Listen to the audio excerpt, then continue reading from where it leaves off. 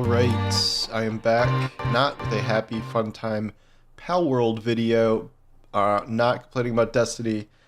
I'm going to talk about the Microsoft, Xbox, Activision layoffs that are currently happening as I write this, film this, used to writing.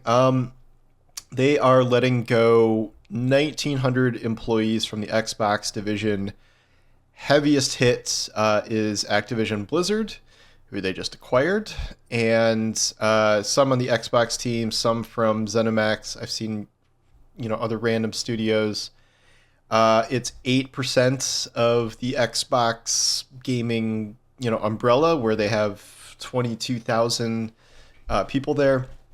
And this is parts of a wider series of layoffs all across the industry, which really the last 2 years have been accelerating this.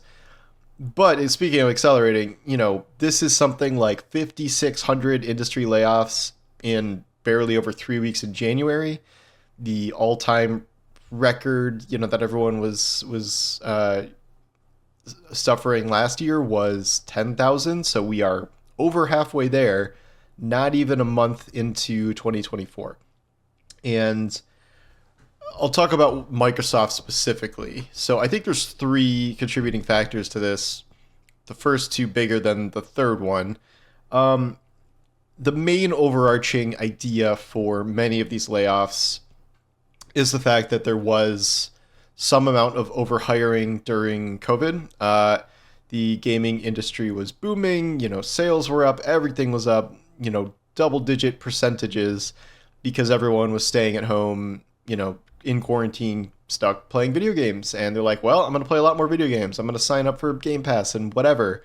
And those were the good times, but the good times come to an end. Well, good times for gaming, not for, the world. Those were, it was a big boost for the industry. And so now there is some shrinkage based on that. Secondly, this is Microsoft specific because they just bought Activision Blizzard and that sale was finalized. As you may expect, a lot of this is the merging of the two companies where many roles at Activision Blizzard are going to be deemed redundant. I know a lot of Activision Blizzard people were excited about moving over to Microsoft because management at Activision had not been particularly good. And a lot of them are now laid off. It is not like super shocking that layoffs hit a giant studio you just acquired because there is going to be some overlap there. That said, like this did blindside a whole lot of people that may have been, excited to start working under Microsoft as opposed to Bobby Kotick. And here we are. The third reason is, you don't do this if everything is just super rosy with your brand and your company. This is not like some big console war thing, but we can examine some aspects of Xbox that have not been going like amazingly as of late. Game Pass, which they wholly rely on, seems to have hit some sort of subscription ceiling, or it's getting really close to one. We have not gotten any Game Pass subscription numbers since January of 2022, so it's been 2 years now. Don't know their total at all now. That is supported by a bunch of really high-profile games, which may get a lot of players on Game Pass itself, but they are forgoing actual box sales of things like Starfield outside of places like Steam, which are selling it independently. So that may contribute to it, and while Game Pass is still profitable according to Microsoft, it's unclear how much profit that is exactly, and what happens when more and more big games go on the service. They are also not doing terribly well in terms of selling consoles. They can say, we don't care about console sales, it's meaningless, and that's true, maybe, but obviously it would be better if they were selling more consoles than less. Overall, this grand idea that they're going to have all these amazing single-player games out, not single-player, like amazing new, high-profile AAA games in general out, has not really come to pass. Like, there are good ones here and there, but it's even hard to measure their success because of Game Pass, like because we don't get sales data and we don't know, which games are driving Game Pass sales. They said Starfield day one launch drove the most Game Pass signups of one day Game Pass signups like since launch or something, but like with no numbers, so we just don't know. So all of this said, these are still not really excuses for layoffs in my estimation. Like if you run some of these numbers, like it is just infuriating where Microsoft just crossed the threshold of being a $3 trillion company. $3 trillion. Do you have any idea like how much that is? And like, well, the total valuation of a company is not everything, and it doesn't necessarily trickle down, and like everyone just wants their profits and everyone wants to get paid. You would think you could carve off a slice of this to save 2,000 jobs of people that are performing. That's the thing. Like with all these, quote Xbox problems, the gaming division is still making revenue. Like they are, they're making profit. Like this does not need to happen. Like I don't think, especially with a company this massive, like there's just really no excuse for this.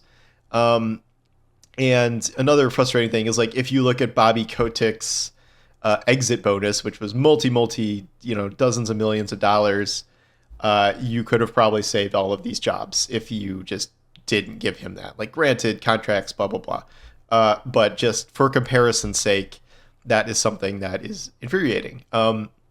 It is interesting to note that another leader is out during this process, Mike Ybarra, and then the other guy who, I forget his name, he co-founded Blizzard also.